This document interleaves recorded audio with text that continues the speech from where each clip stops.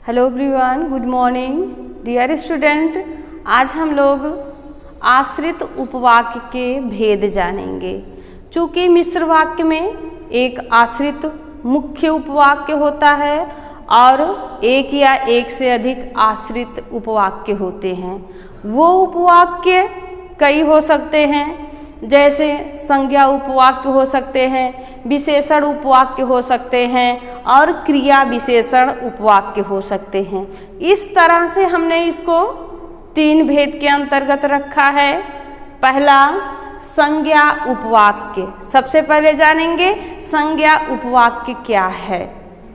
वाक्य में जो संज्ञा या संज्ञा के पद की विशेषता बताता है, प्रयुक्त होता है, वह संज्ञा उपवाक्य कहलाता है। यह कि ये जो है कि इस समुच्चय बोधक से जुड़ा होता है। ये देखिए यहाँ पर समुच्चय बोधक है, उसी से जुड़ा होता है, इसी से हम पहचान कर लेते हैं। और मुख्य उपवाक्य में क्या से प्रश्न करने पर उसका उत्तर मिल जाता है।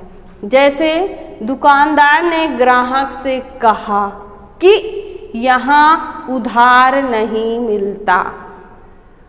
महात्मा जी ने लोगों को बताया कि हमें दीन दुखियों की सेवा करनी चाहिए। इन दोनों में अगर क्या से प्रश्न किया जाए तो हमें उत्तर मिल जाता है। इसी से हम पहचान लेते हैं कि ये संज्ञा उपवाक्य है और यहाँ कि समुच्चय बोधक शब्द का प्रयोग होता है। दूसरा है विशेषण उपवाक्य। वाक्य में आए संज्ञा या सर्वनाम की जो मुख्य उपवाक्य विशेषता बताता है वह होता है विशेषण उपवाक्य। यहाँ जिस, जिस पर, जिससे, जो, ये सब आता है। इन्हीं शब्दों से इसका शुरुआत होता है, आरंभ होता है। जैसे यही वह लड़का है जिस पर प्रधानाचार्य ने अर्थदंड लगाया था। यहाँ देखिए इस वाक्य का आरंभ हुआ है जिस, इस शब्द से। अगला है जो छात्र परिश्रम करते हैं, परीक्षा में अच्छे अंक लाते हैं। तो हमने पहले ही बताया इस वाक्य की स्टार्टिंग होती है जिस या जो, जिससे इत्यादि से। तो उसमें जिस से शुरू हुआ ये है जो। अगला है क्रिया विशेषण उपवाक्य। क्रिया विशेषण उपवाक्य वो है जो क्रिया की विशेषता बताता है।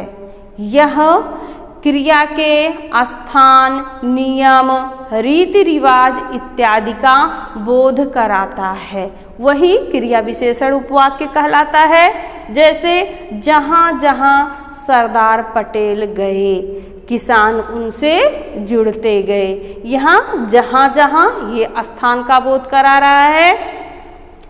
अगला है जब मैं वहाँ जापान में था, प्रतिदिन घूमने जाया करता था। वहाँ जापान, यहाँ भी स्थान का बोध हो रहा है और ये प्रतिदिन घूमने जाया करता था। इस तरह हमने देखा कि अगर हम ये जो मेन हैं उनको समझ लेंगे तो आसानी से पकड़ पाएंगे कि ये किस कैटेगरी का है। ठीक, आशा है आपके समझ में आया होगा। धन्यवाद।